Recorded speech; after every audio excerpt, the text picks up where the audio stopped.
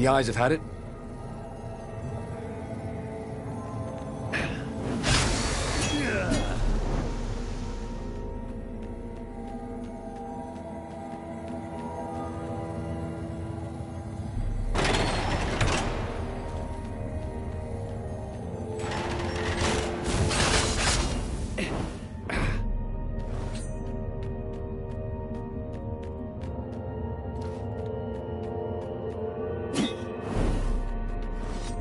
The people who had built this castle, did they even know what monstrous weapon lay hidden within their walls?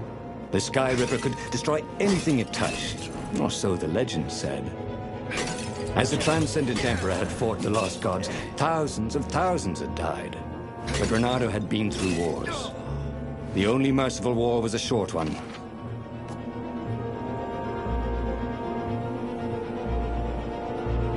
Missed his old skills. He welcomed them back like he was at a reunion.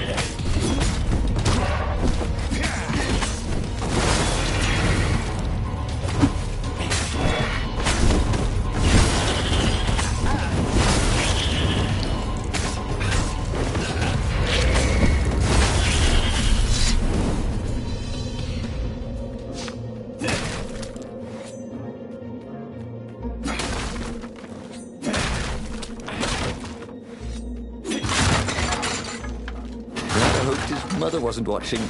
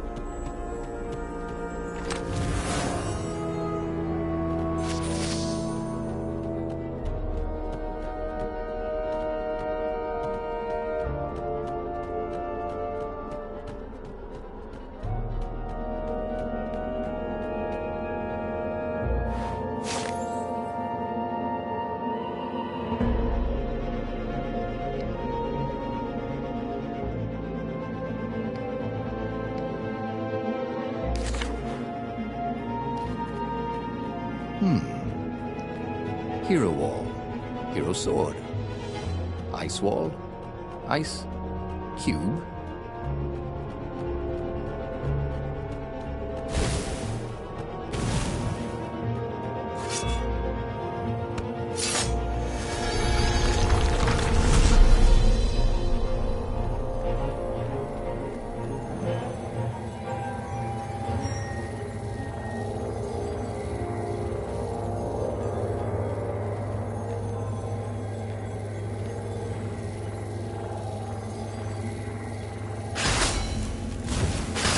"Say goodnight, Gracie," said Renato, wondering who Gracie was.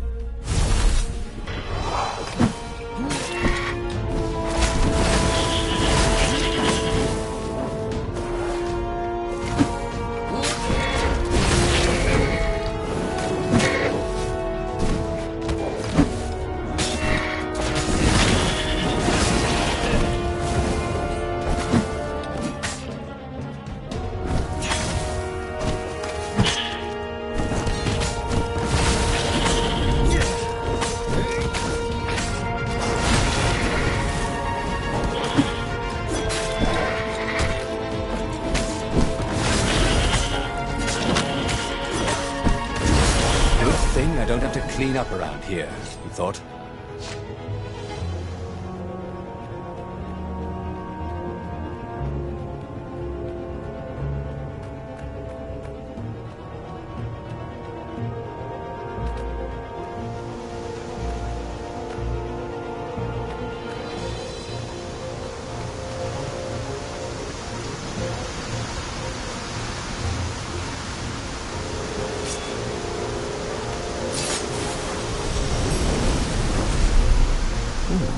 What's there?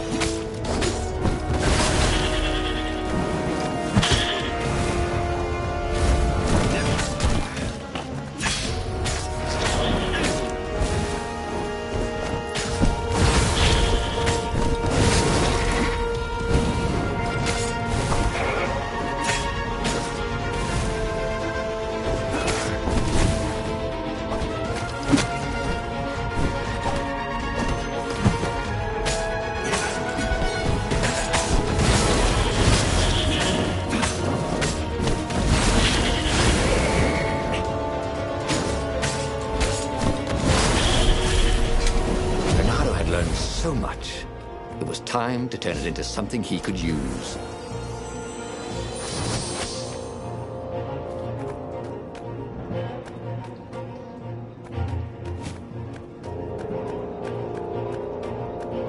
That had been his mistake before. Not trusting Zenobia's feelings for him. But how could he have known? After all these years of silence?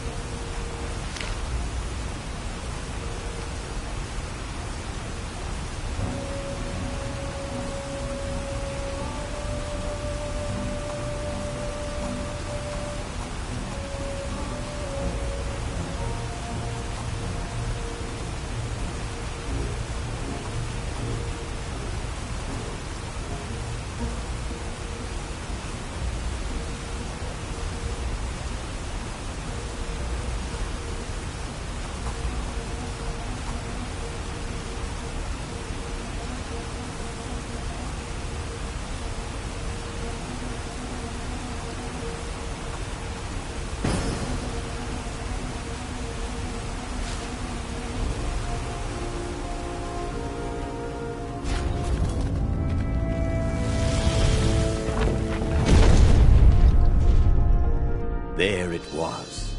Skyripper's armature. The stuff that dreams are made of. Engineers' dreams, anyway.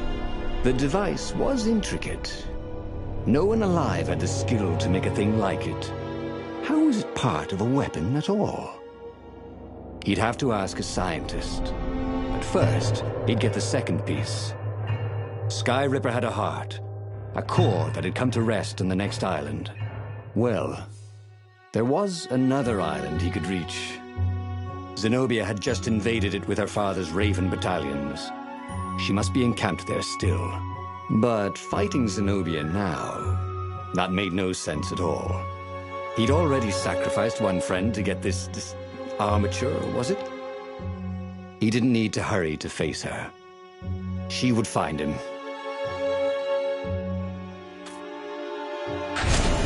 It was a no-brainer. He'd sacrificed his old friend Lapino to get the armature. And the armature was useless by itself, only a series of coils and wheels.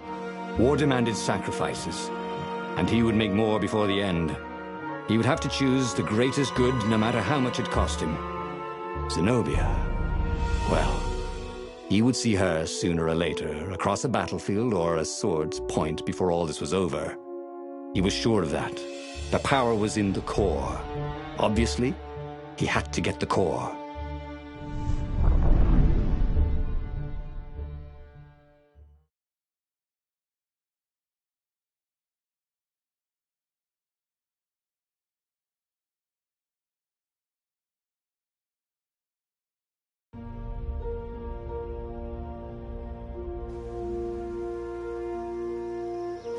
Doubt sunk in before he was even out of sight of the Farfarer.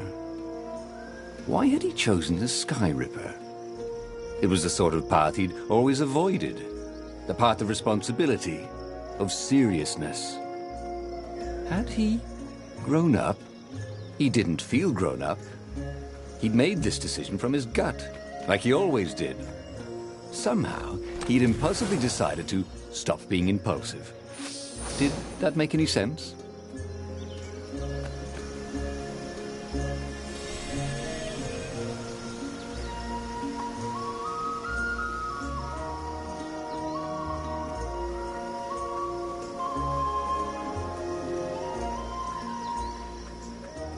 Once you try it, you're hooked.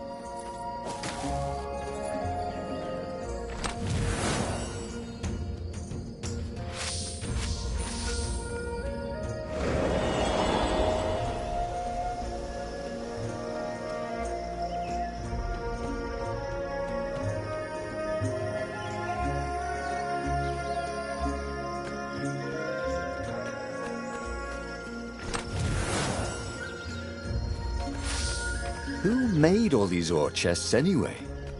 Well, you could have quite a business doing that.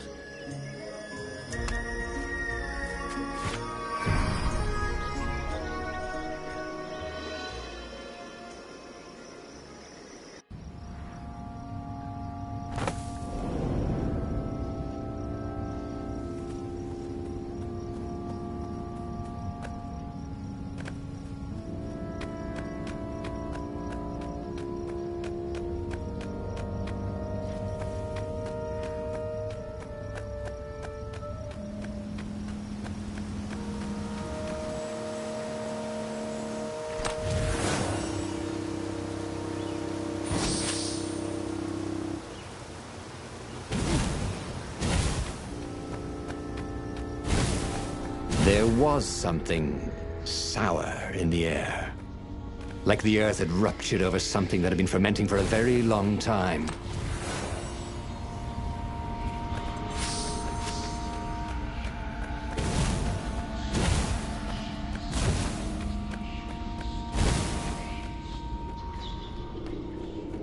And this is why heroes are called dashing, Renato thought. See? Dashing? Get it?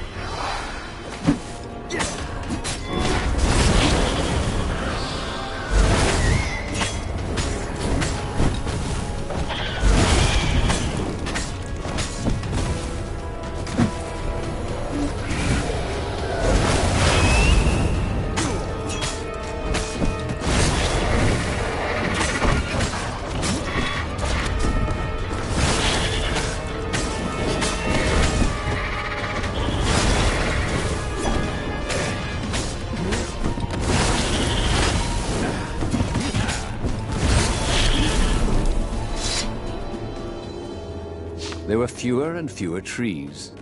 There were only these huge crystalline growths. Had those been here before? He no longer heard birds except for the feverish cawing of the ravens when they attacked. He couldn't smell the small animals of the forest, the mice and rabbits. Where had they gone? And he was getting hungry too. This was an unhealthy place to be.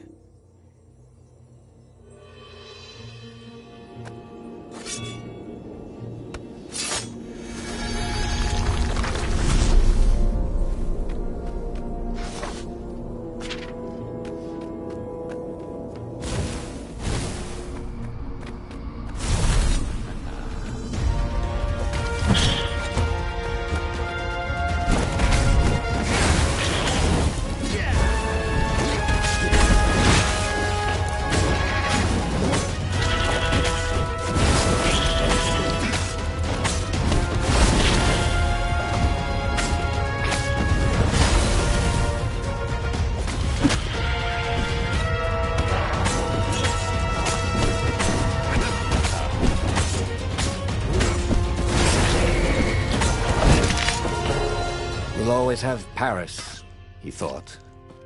And then he died.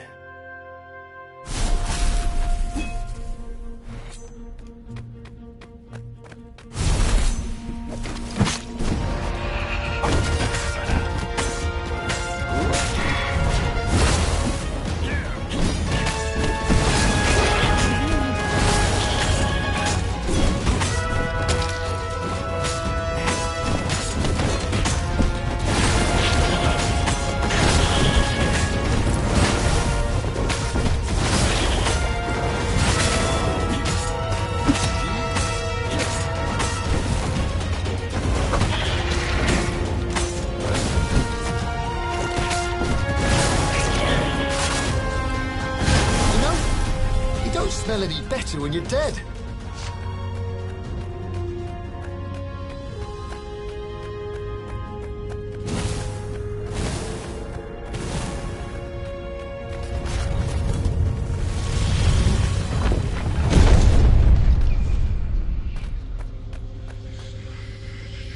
The 20-sided core made him feel physically sick. Once he had sneaked into a temple of the dark arts, and he hadn't liked what he smelt and saw there. This felt like that. As quick as he could, he wrangled the icosahedron into the armature. The wheels began to spin, then glow. The sick feeling quickly spun away. Now he only felt sad. He had lost good friends for this war apparatus. He carried his prize back to the Farfarer. Now he had to make his next move. There was a key Imperial outpost on the Nexus. If this really was some sort of super weapon, he could use it to wreak havoc on the enemy. And if it wasn't, well, better to know that before the final battle. But maybe he should show it to some scientists first. There was an observatory on the Nexus. Maybe he should go there before he fired it.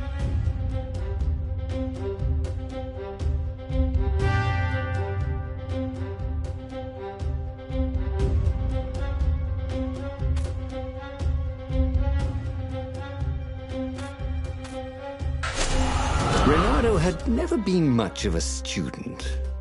At Swordfu School, he'd never read the books, just looked at the pictures. And Zenobia. But weapons he understood. His gut told him that the Sky Ripper would work great. He would use it to take out the Imperial outpost. And what's the worst that could happen? The thing wouldn't work, and then he'd take it to the scientists. Right? Exactly.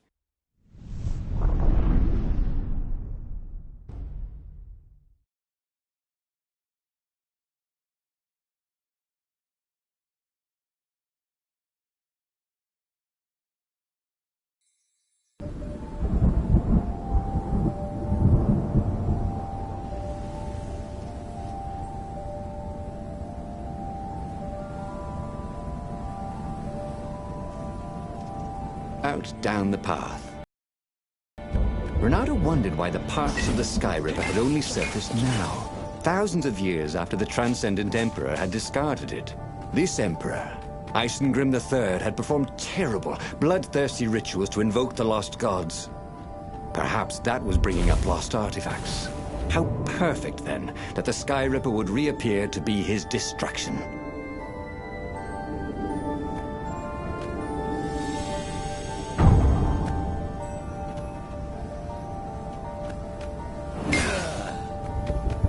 Well, they really needed to redecorate anyway.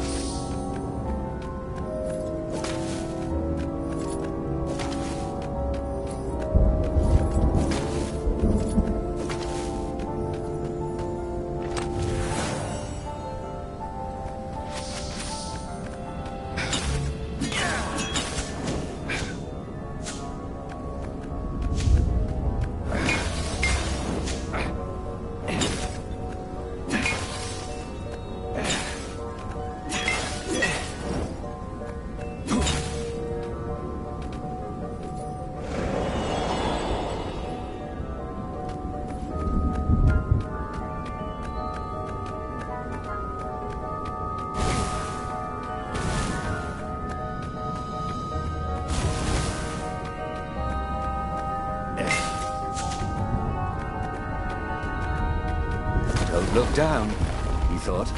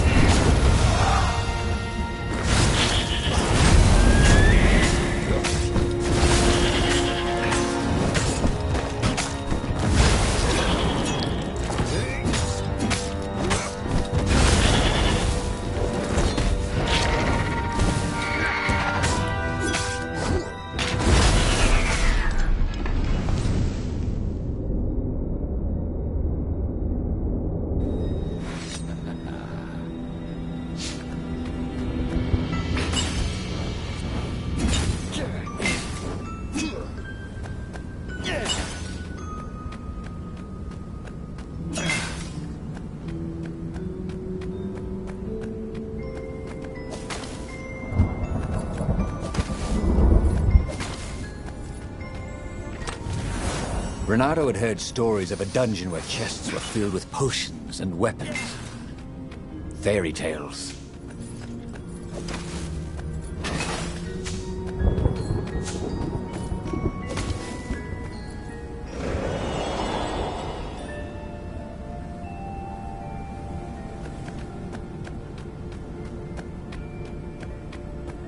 He was tired of slaughtering ravens. Maybe it was time to test out the new weapon. He turned a knob on the Sky Ripper. It made strange, mechanical noises. The wheels spun faster. It began to hum. The Sky Ripper was following his every step. At least it acknowledged him as the master. But there was no trigger. How was he supposed to fire it? Fire, he said. Nothing happened. Well, maybe it just needed to warm up. After all, it hadn't been fired in thousands of years.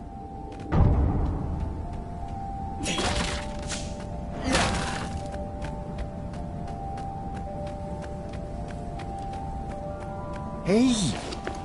Hey, a workbench! He could try out his new bling.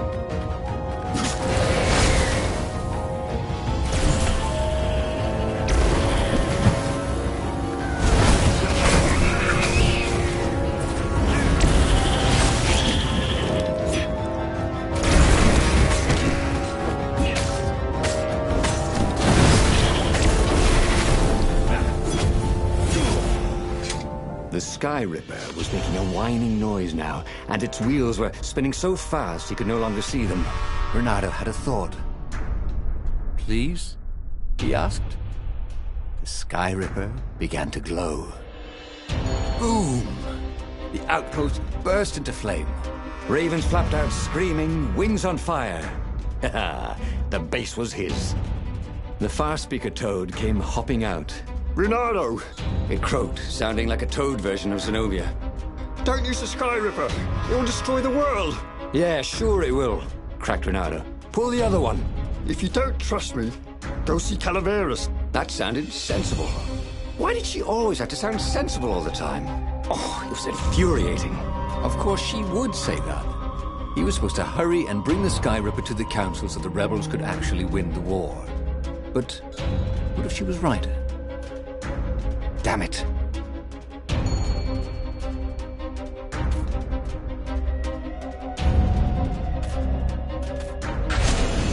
Just this once, he would not let Zenobia get into his head with her logic and her wisdom and her appeals to reason.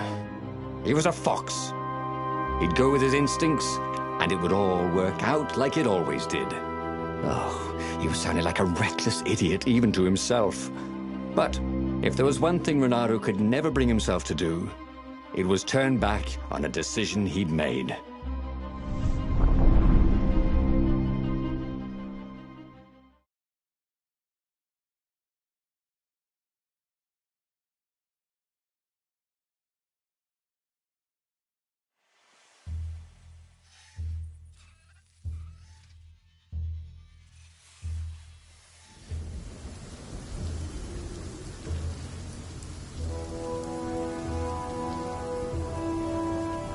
Imperials were flapping and cawing all around the ruins. They must be panicking with rumors flying of the superweapon. Maybe they hoped to find and destroy the base before he could put the Sky Ripper into action. The Sky Ripper was whining and heating up. It would be time to use that energy soon.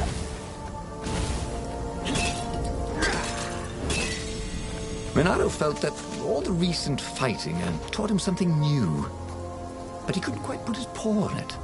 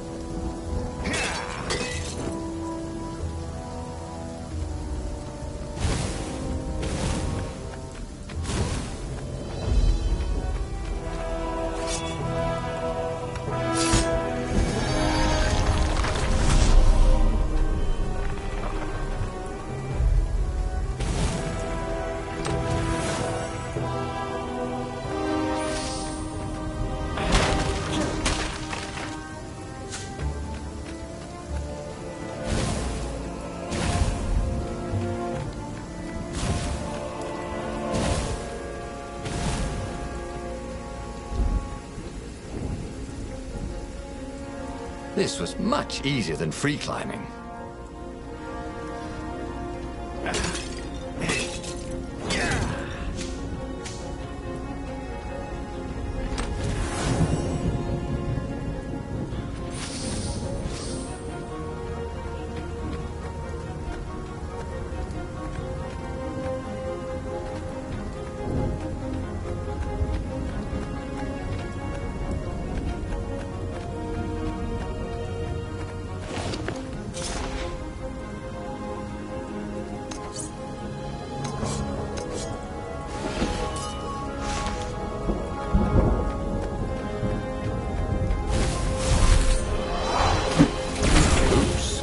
Thought, Renato?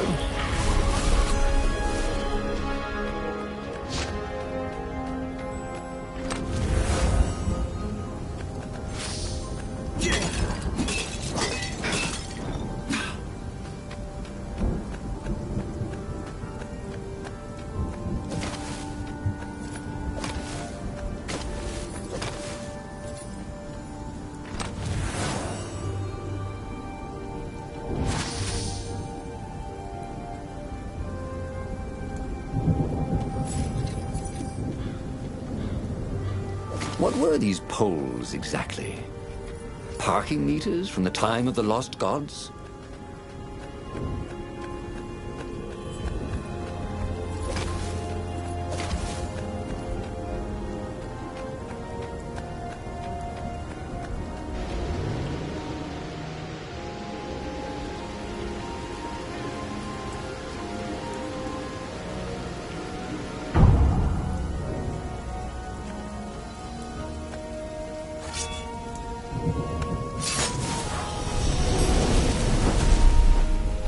The road less traveled, thought Renato. How intriguing.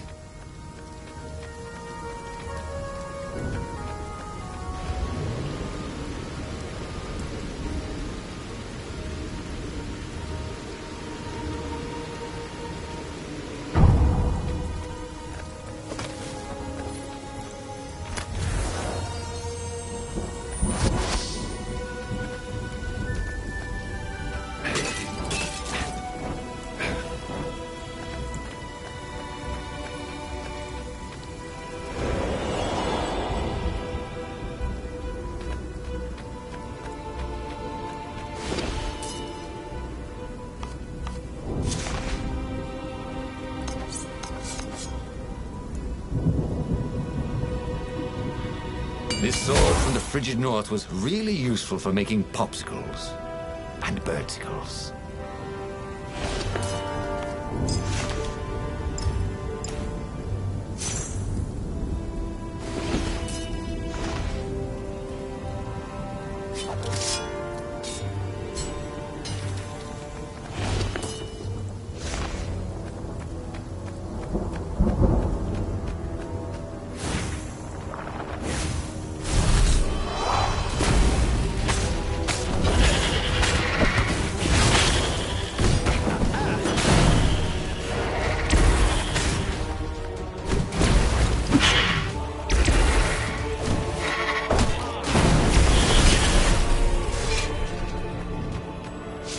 What was Zenobia talking about? This was a fantastic weapon. Ravens burst into flames with just a touch of its killer beam. He was tempted to leave it on all the time, but he didn't want to accidentally slice off some council toad's head or tongue. She'd been trying to distract him. Well, this time, no one was going to distract him.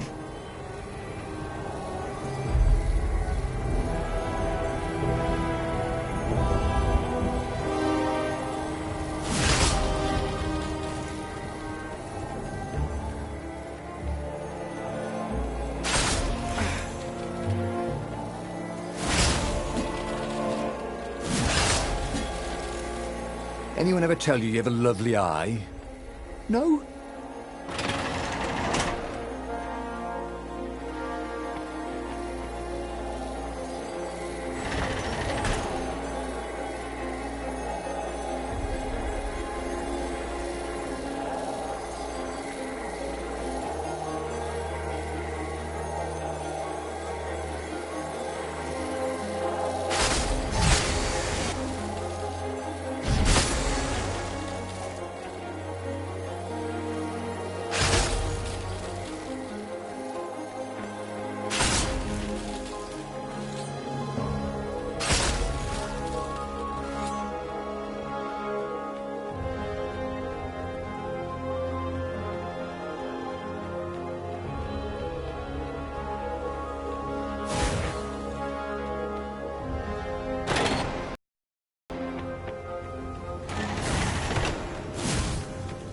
Long stairs.